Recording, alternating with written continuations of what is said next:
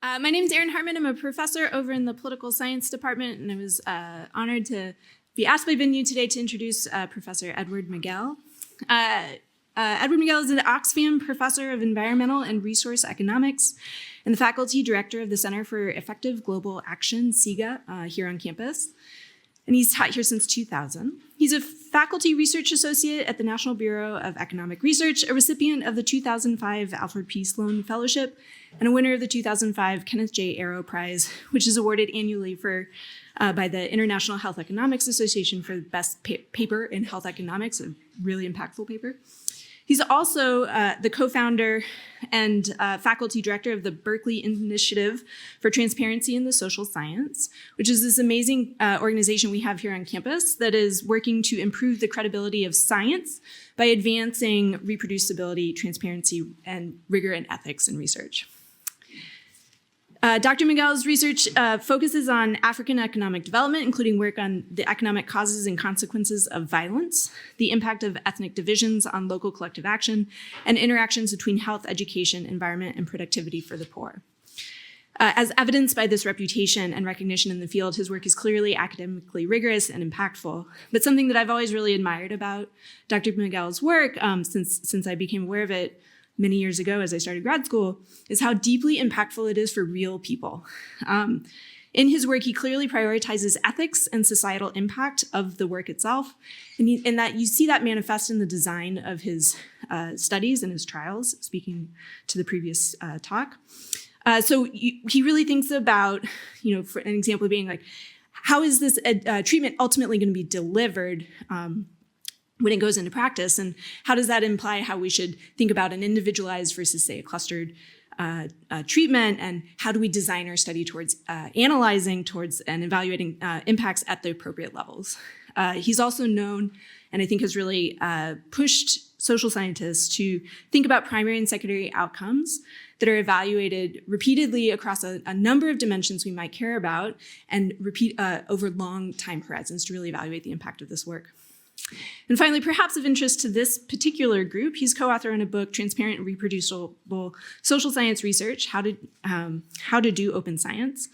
In a world where social science research has real consequences for individuals, and where those research results are translated through and implemented by policymakers, this book is trying to help us as social scientists consider practices and methods that will ensure greater research transparency, openness, and reproducibility, I think other goals of this conference. And so it's with great pleasure that I introduce Edward Miguel.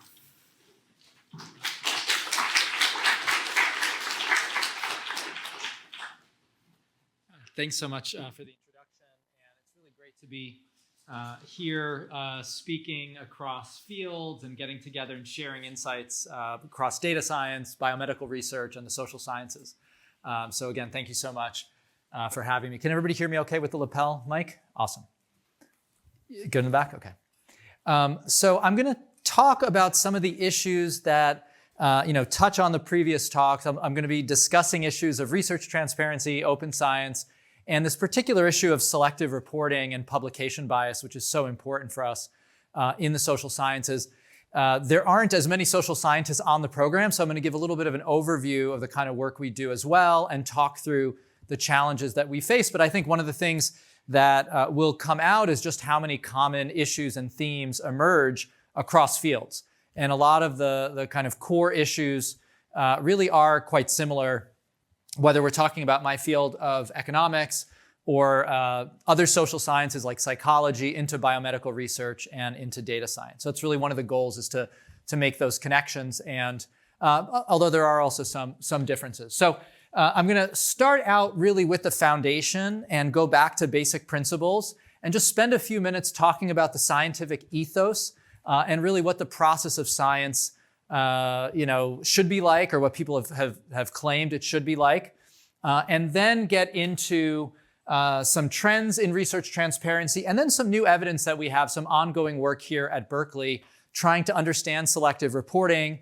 And really, I think selective reporting and publication bias get to the heart of this term of veridical science, really being truthful about our work. And so I think that there will be a lot of points of contact. So let me start with just a few minutes of foundational, discussion of foundational scientific norms. At least when I was getting my PhD, we were never taught what these norms were. We were never taught what basic scientific principles even really were.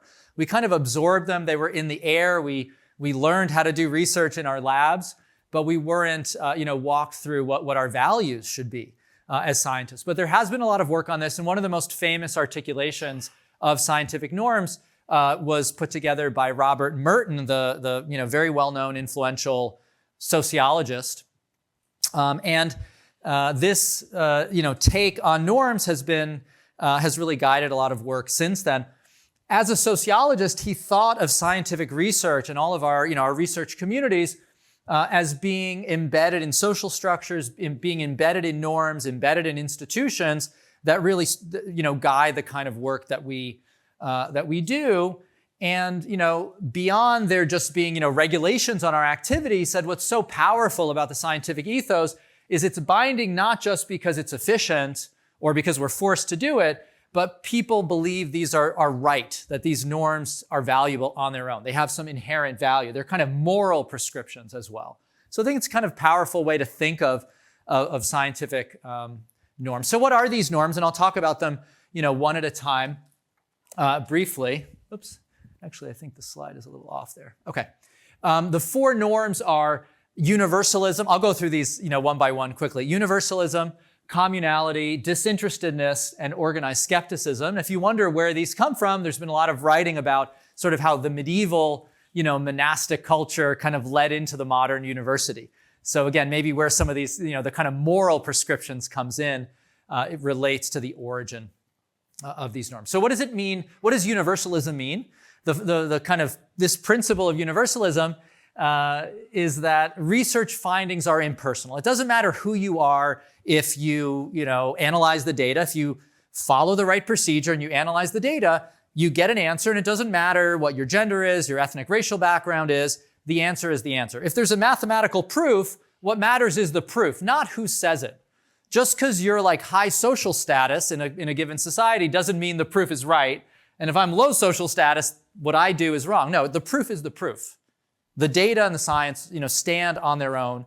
So they're fundamentally impersonal, and you can see, and Merton writes a lot about this, in a society or in a community where there is social stratification or where the larger culture kind of opposes universalism, let's say where there's a lot of gender discrimination, there's a tension between the scientific ethos of impersonal science and societal norms.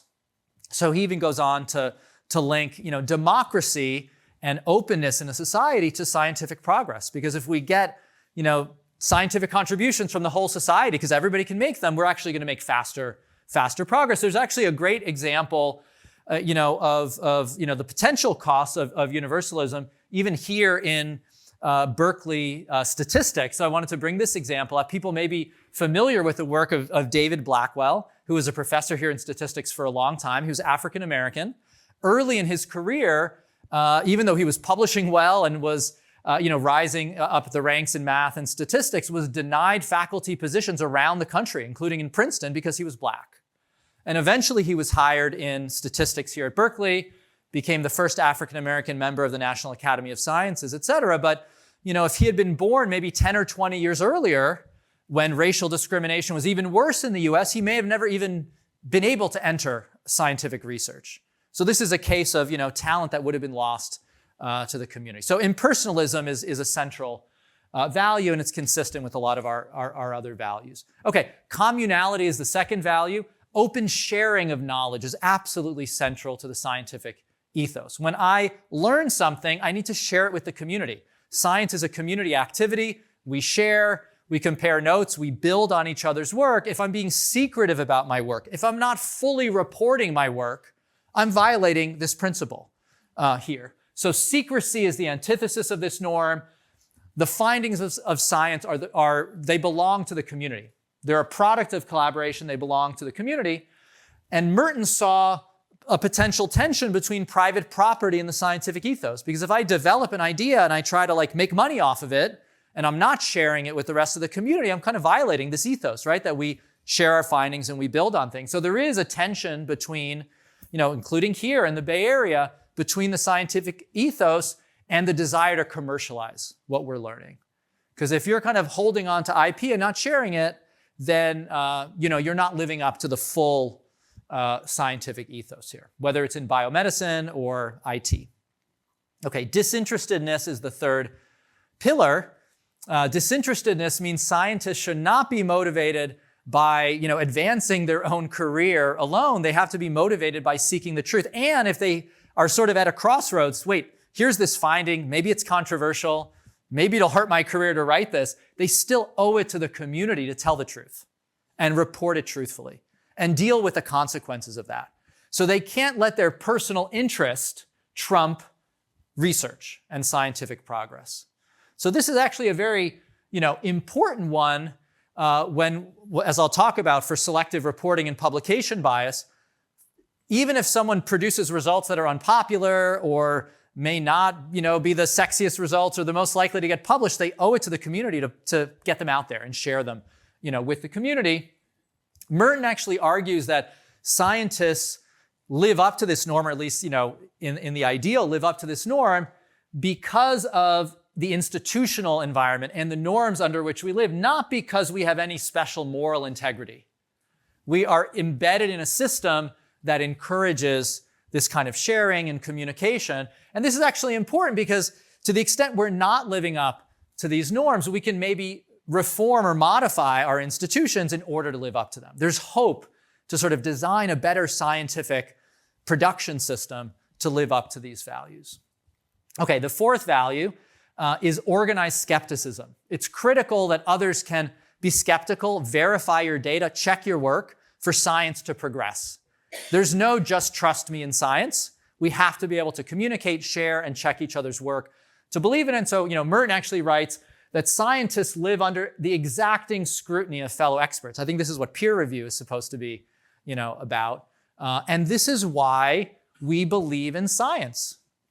We're able to challenge conventional wisdom and challenge what other people write, and only through that process of challenging it do we make progress. Okay, so that's kind of a mouthful, those different pillars of work, these foundational norms. And one thing that you'll see is really at the heart of the core scientific norms are ideas of integrity, openness, transparency, and that's going to get us to truthful, veridical science. So, and central to a lot of it is very good communication and complete sharing of findings. And this is what's going to link to what I was alluding to before, that I'm going to talk about publication bias and selective reporting as really being, antithetical to the scientific norm. So the question then is, this set of norms is inspiring, it's exciting. I think a lot of us who do scientific research, even if we were never trained in them, they resonate with us maybe. But how closely do we follow these norms in our actual practice in the real world? So this is a question that some social scientists have worked on. And there certainly are concerns about us not living up to these norms. For instance, there's widespread concerns about publication bias in many different fields of science. It's a little hard to quantify how much publication bias there is, and I'll talk about that later. But there's a long-standing view and sense that there's a lot of it. And that would really kind of go against these norms. So who's sort of tried to make progress in understanding these ideas? There's a nice paper by Anderson, 2007, which carried out a large number of surveys of mainly US-based researchers funded by the National Institutes of Health. And their goal was to measure, and this was a pretty representative sample of folks who had gotten NIH funding, and they span a lot of different fields. Lab researchers, all the way to public health specialists, to demographers, some health economists. So a wide range of different fields. And they're asked about both how much they subscribe to the Mertonian norms, how much stock do they put in these ideals, versus how much do they think people in their field practice these norms of openness, sharing, disinterestedness, etc., communality. To the extent that there is a gap, this would lead to some sort of normative dissonance. We want to behave a certain way as researchers, but somehow we feel like the norms in our field are not, what we believe in, okay? This is sometimes called the disillusionment gap. So what do they find? I'm just going to show like very quick summary stats. This top panel here among both early career and mid-career researchers is how much they subscribe to these views. Do they believe in the Mertonian norm? So people were asked, 12 or 15 questions with how strongly they believe in openness and sharing and the community working together to make progress. About 90% of people are in that light gray area. Like, I really believe in these views. I'm inspired by them. This is how science should operate. Then they were asked, how do people in your field actually behave? Do they actually live up to these views? They only think about 10%, or only 10% of people believe that their colleagues mainly live up to these behaviors. They actually think there's a lot of gray area and then a lot of people who are just openly acting against the norms. They're secretive with their findings. They're not, living up to the ideals of communality. Maybe they don't treat results the same way on the face of those results, but they favor people in high status institutions, et cetera. Okay, so for all these reasons, and there's been other surveys along these lines, it feels like there's a big gap between our ideals and our scientific practice. How can we do better? How can we kind of live up to these ideals to get to truthful social science and broader scientific progress? Okay, so this is just a little bit of background suggesting that that the kind of work that Professor Binyu and others are doing and the other organizers of this conference are really important. That we have a long way to go. So let me give a little bit of backstory just for a minute on how I got into this work and what we've done in economics. So I'm mainly now going to focus on economics, which is my own field. I'm a development economist. I work mainly on African economic development. Those are the issues I'm concerned about. In the field of development economics, we study programs and policies to reduce poverty. That is our main goal. And over the last 25 years or so, we've adopted a lot of methodologies actually really inspired by clinical trials in conducting field randomized control trials, field RCTs. That's how I got started in my career when I was in grad school. And that's a kind of method that's now really spread in economics, political science, and is sort of increasingly common in the social sciences. So several years into my career, I was working in Sierra Leone right after the civil war there. So it was a pretty devastating civil war. Right after the civil war, the government of Sierra Leone and some aid donors like the World Bank called in economists to help design reforms after the war to try to improve governance, to try to reduce poverty. And one of the things that they wanted to do was improve governance in villages in Sierra Leone, which had traditionally been dominated by traditional chiefs who were, the opposite you could think of as, they weren't usually very democratic. And there was a feeling that maybe that sort of rural, non-democratic culture contributed to the Civil War.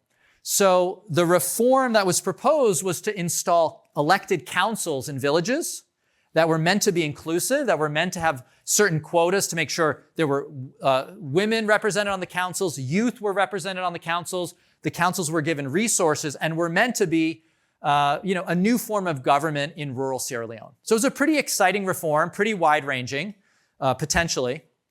And the government and the World Bank wanted to study the impacts of this reform using an RCT. So hundreds of villages were chosen for this reform to have councils brought in and funding, and several hundred other villages were going to just continue with the status quo. And we were evaluating this program. So it's a very exciting opportunity for me. I was a young scholar at the time, but very controversial within Sierra Leone. The traditional chiefs and one of the political parties aligned with them was not very excited about this reform, as you can imagine. It was also controversial in the social sciences. Can you really introduce new institutions in this way effectively? That was, debated and considered controversial. So we started working on this project. We knew it was controversial. We knew there were a lot of political interests involved. And we decided that we wanted to do something different in this RCT. And what we did is we wrote up a pre-analysis plan. We wrote up in detail all the outcomes we were going to look at, the statistical analyses we were going to do, and how we would analyze the data. And we did it in quite a lot of detail. And we shared this pre-analysis plan with government partners in Sierra Leone, with the donors in the World Bank, got their feedback. We modified our analysis plan as a result. And they agreed before we ran the study, hey, that's a pretty good set of analyses to carry out. So we kind of got their sign off. And our feeling was then no matter how the data turned out, they had signed off on this being a reasonable plan.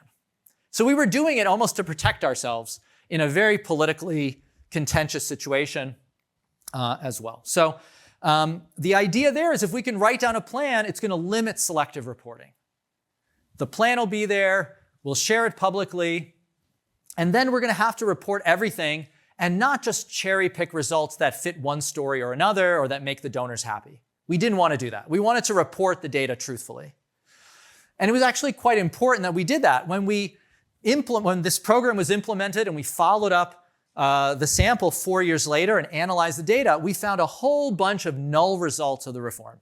It turned out that introducing these councils didn't really give women more voice in local affairs. It didn't really change patterns of public good provision or social capital and other outcomes. Things didn't change very much. And when we did some more investigation, the reason why is the traditional chiefs had basically taken over the councils. Their representatives, not the chief themselves, but their allies basically ran the councils, and the chief was still running these villages, de facto. So we had a null results paper. These are very often hard to publish in the social sciences. The donors who had put millions of dollars into this program were not super thrilled that basically nothing had changed. But we published what we said we were going to analyze. And we told them, hey, we all agree this was the right analysis. So this was the start of something in economics. It was one of the early pre-analysis plans in economics. And of course, we were inspired by clinical trials throughout the RCT movement in economics. And eventually the paper was published several years later as basically a null results paper. Okay, so this is an example of how I got started down this path, but the field of economics and the other social sciences have really changed a lot in the last 20 years. We have different tools, different approaches, and a really different sensibility to transparency in our work. And again, there's so many points of contact with what's going on in biomedical research and data science, and I'm excited to have this conversation. So since we started writing pre-analysis plans and a few other teams early on in economics around 18, 20 years ago, the number of pre-registered studies has taken off. There's now a registry in economics since 2013. This line is the number of pre-registered studies by quarter.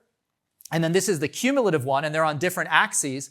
And you can see there's been this really explosive growth in pre-registration. It's become the norm. In my field of development economics, it is now absolutely standard to pre-register trials before they're run. And again, this was something pretty new 15 years ago.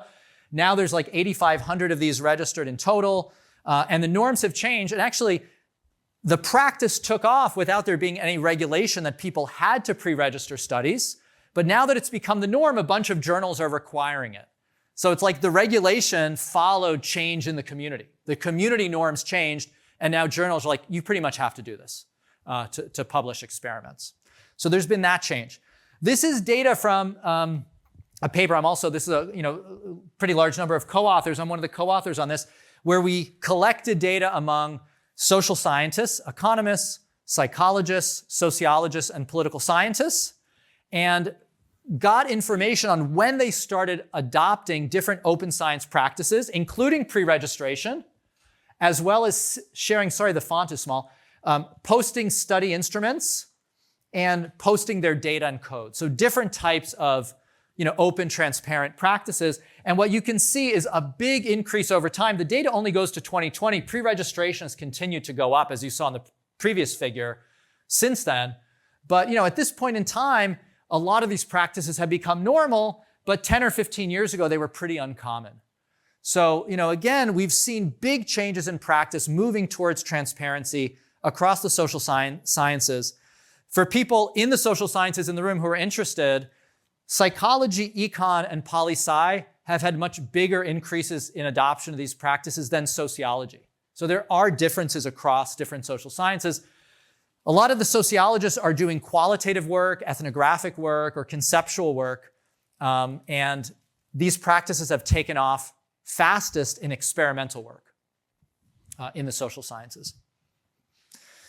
And beyond, some of those changes, there have been other innovations. So beyond study pre-registration and sharing of code, there are new journal review practices, including registered reports, where plans for articles are reviewed before the results are available. So they're really judged on the quality of the design and the data. So to try to reduce publication bias. So papers aren't just published because they have cool findings or unexpected findings, but because they have solid designs. There are now data editors at major economics journals, also in some poli-sci journals, political science journals, who verify and check computational reproducibility before papers get published.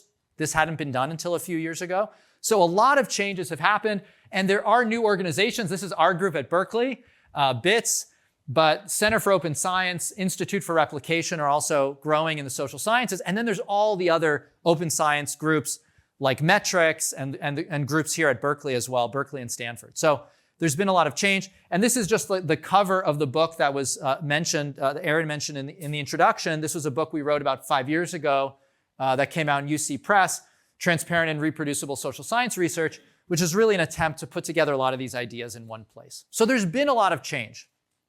And it's been exciting to be part of it. And it's really convinced me that we can change our norms, change institutions in the social sciences. At the same time, there are still many important challenges. And so what I want to do is close out the talk mentioning a couple challenges and also providing a little bit of new data, new evidence that we're putting together here in our group at Berkeley on how much things have changed or haven't as a result of some of these reforms. So 2 challenges I'm going to focus on. One, and I already alluded to this, in the social sciences, the experimental fields, those who are doing RCTs or laboratory experiments, have adopted open science practices much more rapidly and completely than folks doing observational work. So folks who are using administrative data, existing cross-sectional data, surveys, et cetera, that are not linked to experiments tend to have much slower adoption of things like pre-registration. And there are good reasons why. If there's already data in the public domain, it's hard to know what analysis someone has already done by the time they pre-register. When there's prospective work and I haven't collected the data yet, I can't, p-hack that data because it hasn't been collected yet. So there's a kind of trust issue. So that practice hasn't taken, off as much. I was just at a conference last week on open science at NIH, last week in the DC area.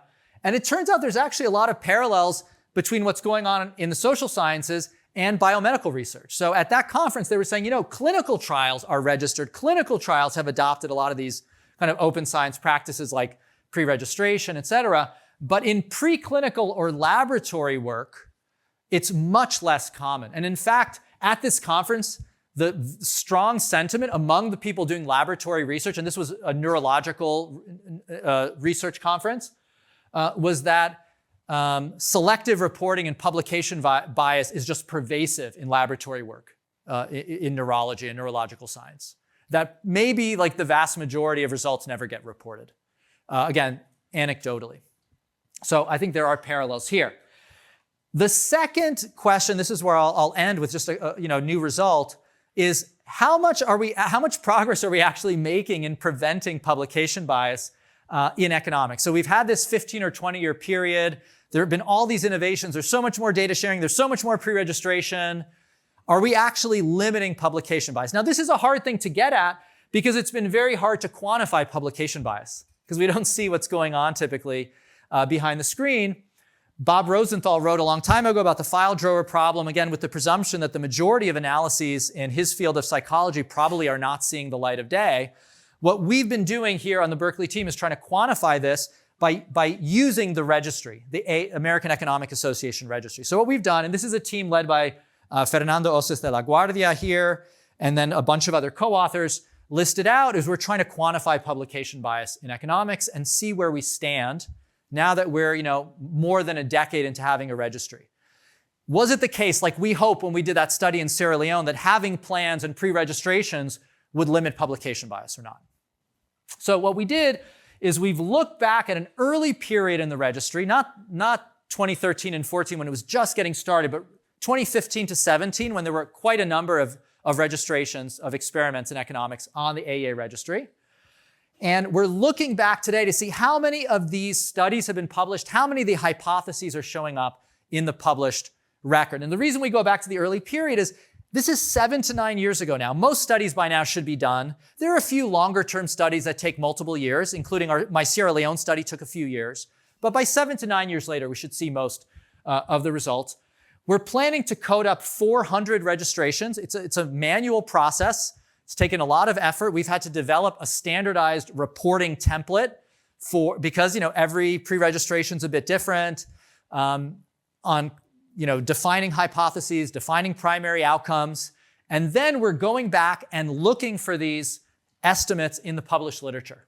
So how much publication bias is there? How many versus things showing up in the literature? So given our standardized reporting, we're finding each registration has an average of 17 primary hypotheses. They usually have a few primary outcomes. They have a few treatment arms in these randomized controlled trials. They often have maybe a couple subgroups they're looking at. So that's kind of the number of primary hypotheses. The median is about 8.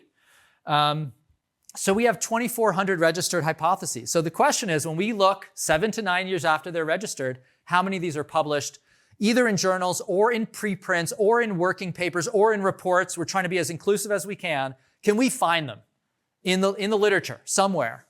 I do think of this maybe as a best case scenario because experimental researchers in economics have been the fastest adopter of data sharing and I think kind of are most likely to maybe report, but this is the data we have. So what are we finding? And this is just a taste of what we have. It's preliminary. We only have a third of our data, but I think it's provocative. So far, when we look at these registrations, 79% of the time, we can find some sort of published study linked to the registration. That didn't strike us as terrible. It was probably higher than I expected. People may be familiar with this famous science paper in 2014 by Franco et al. with some co-authors at Stanford, like Neil Malhotra, which did something related to this using a small number of NSF-funded studies and seeing how many got published later on. They found something like 70% of registered studies got published. So we're kind of in that range. So maybe 21% of studies are disappearing, but maybe some of these interventions never happened. Maybe the government partners for these experiments never implemented the program. So we're doing follow-up work to see how much of this is like publication bias versus like the intervention never happened. So actually maybe 21%, maybe it's less than 21% that's disappearing. Okay, that doesn't sound too bad. The next couple results don't seem quite as good. When we then look at the hypothesis level, not just the registration level, remember we counted all these hypotheses, we found estimates for 57% of registered hypotheses. So why is that? Even when we could find some sort of study linked to a registration, only about 72% of the primary hypotheses get reported anywhere. We look in the appendix, we look in supplemental materials. So even there's this kind of slippage where a lot of findings never get reported. We did a further check where we judge hypotheses to be largely consistent or not consistent with the pre-registration. So this is a judgment call, but a lot of times researchers make pretty radical changes. They say they're answering the same question, but they're using very different data, a very different model. So in that case, really only 35% of hypotheses that were pre-registered were judged to be consistent and found in the literature, only about a third. I see some people taking pictures. Please don't post this slide since it's preliminary data. My co-authors are like, we got to finish the 400 studies and then we'll definitely get it out there. But this is just for this audience given the interest. About a third of hypotheses are found. So this doesn't look as good. So depending on how you look at things, we can be more or less optimistic, but it feels like we still have a long way to go. We haven't solved this problem. This is just one of the fundamental issues in science. If we're only reporting a third of the things we said we were going to do that we pre-specified, tons of analyses are disappearing from the literature. And then it becomes very hard to know how many of the things we're seeing in the literature really represent the data or are just maybe lots of false positives. I think that's the concern. So let me just wrap up with this last point. We've developed a framework. We call it the RARE framework, Reporting All Results Efficiently, which talks about the life cycle of science and publication, from forming a research idea to getting funding, carrying out analysis, and then eventually getting published and maybe having the data used by others. The problem we identify is there seems to be, after analysis, tons of no publication, tons of hypotheses that were deemed primary, deemed important, that just never get reported. Maybe because they're null results, maybe because they're unpopular, maybe because they'll upset donors, like in our Sierra Leone case. And what we advocate for is full reporting back to the registry. Most registries like clinicaltrials.gov, the AA registry, allow for post-trial reporting. So what we did in our Sierra Leone case is we reported every single hypothesis we said we would run. It's in an appendix. You can find those estimates so they don't disappear from the scientific record. But this is rare still.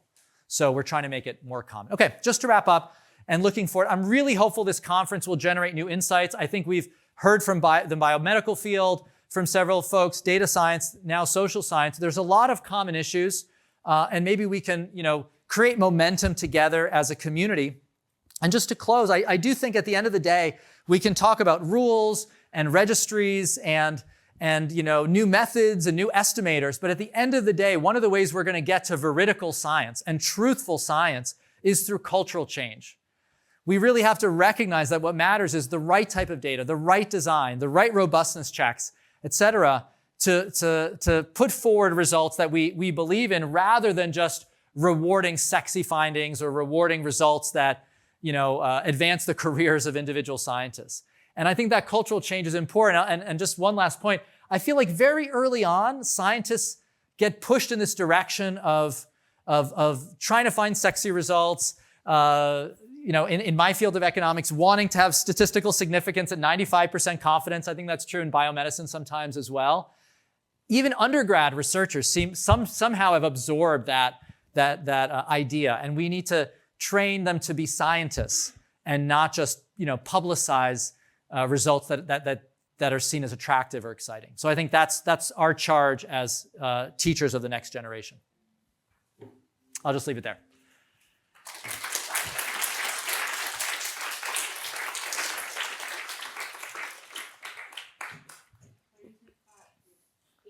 So we have a few, I think three questions at least. I think. Hi, Professor Miguel. Thank you for the talk. I really admire your work pushing for open science practices in development econ, and also your work like creating registries and analyzing what happened. I have a couple of questions. The first one is like cultural change. Do you think we need to provide kind of hard incentives as economists? Of course, we think hard incentives. What are the hard incentives in like academia? As you said, even down to the undergraduate level and up to the faculty level. Like, I heard that the Journal of Development Economics is doing this kind of conditional acceptance based on the pre-analysis plan. I don't know the details about that. I would love to hear more. And also, like you said, so many like hypotheses get lost, even in published papers. So could we try to make journal editors like enforce, like they actually check it against reanalysis plan, and there's some kind of statement like how much, okay, you read the paper and you also read like some description how much they deviated from the plan. That's sort of like any kind of hard incentives we can build on, because we know that like as much as culture change is great, that is maybe sort of needed for real change to happen more rapidly. And question number 2 is how you think about the research process. Like there's different ways. Like one extreme is, research is very objective, trying to make pre-analysis and even solidifying that even more. Like you have, okay, I want to test 17 hypotheses. In the end, I tested 17, like maybe like 10 of them, nothing, 7 significant, just like that. But in practice, maybe it doesn't work that way. As we all know in the research process, it's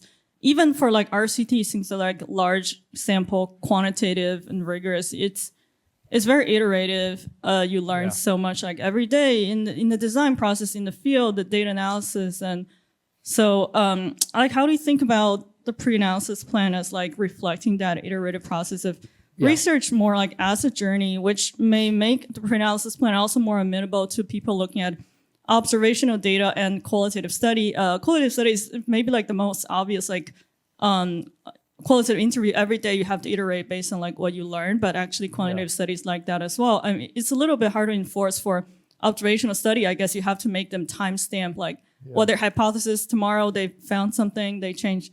So I don't know how, but I wonder like what is your view on this? Yeah, thanks. There's a lot of questions in there, so let me just take a couple of them. Thanks for that interest. On your first point about should we enforce rules or how will we get change? I think our philosophy at BITS, the initiative here in a Berkeley Initiative for Transparency in the Social Sciences, has always been that we want to build consensus in the community. We do a lot of training programs. We have conferences where we try to have discussion, debate. rather than necessarily starting with top-down approaches. And I think part of that reflects the culture in economics, which may be different than some other fields. Economists don't kind of like to be told what to do with their research.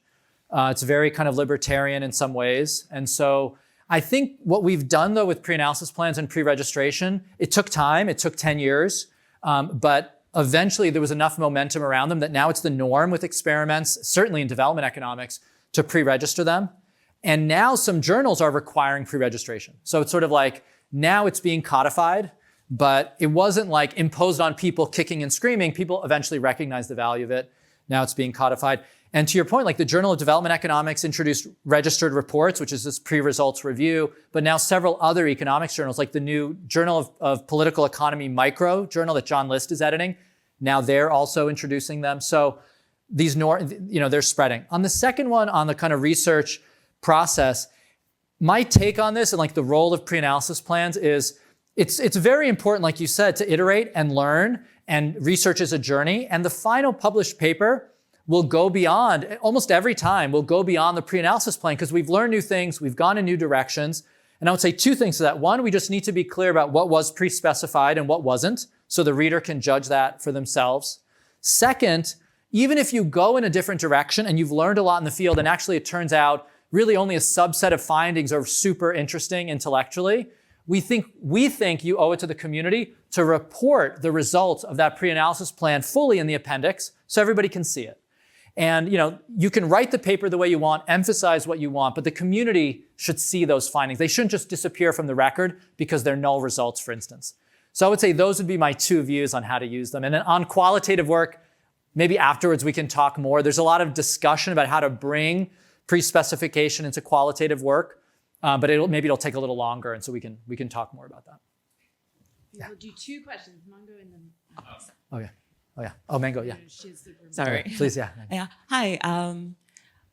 As a grad student, frankly, I am so glad that the generation before us has started this work. You were walking so that we can run. So thank you. When it comes to my question, when we're talking about publication bias, there is also publication bias in terms of like methodology, where we know that, there's very high, specifically in political science, which is the field that I'm in, there's high publication bias when it comes to causal inference and also field experiments. And this bias towards approaches means that we're limiting the questions that could be asked. And so I'm just wondering like what your view is in terms of like looking forward and what we could do to, address that bias specifically.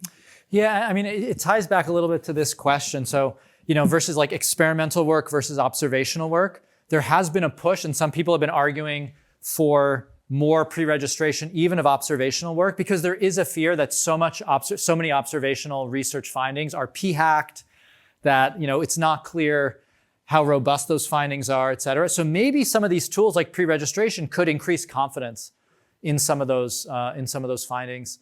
On the sort of like quantitative, qualitative one, I think there are big divides in the social sciences on that and what role qualitative research should play. My own take, including from some of my own research, is these types of research complement each other often.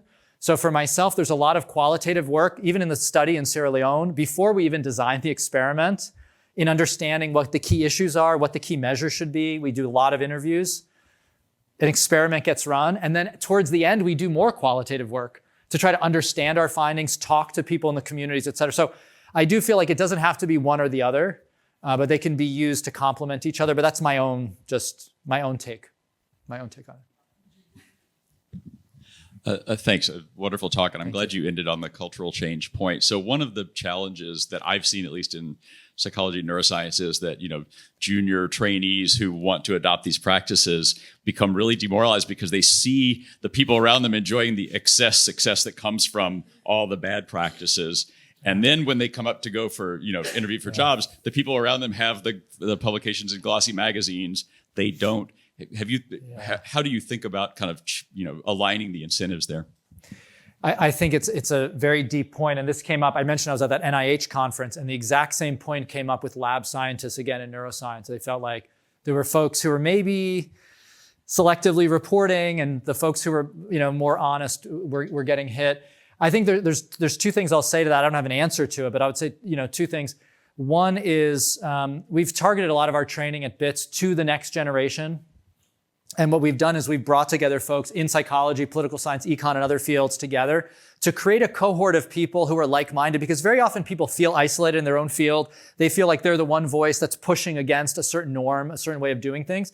And by bringing people together across fields, it's really created a community. There really is an open science community. And in psychology, in the last few years, it's really, taken over a lot of the field. So I do feel like that's, part of the cultural change. I think what we need to do, and we need to really do right by the next generation, is change the way we evaluate people. And so this could require changes in tenure and promotion rules. This could require how we view papers and cite them. We should make sure on our reading list for our graduate courses that we put null results papers, and we put, findings that aren't sexy but are very well designed. We need to create rewards, and we all have our own little corner of the world and our own little bit of power to do that until norms change. But again, I'm hopeful with what I've seen in economics that some norms can change, but this is going to be a struggle over many years and decades. That's why I'm so happy to be part of this, because I think what's going on with veridical data science is very much aligned with this broader movement in social science and biomedical research. And maybe if we all join forces, we can create momentum for cultural change. So. I think we should move on probably. Yeah, so with that charge, let's thank Dr. Miguel.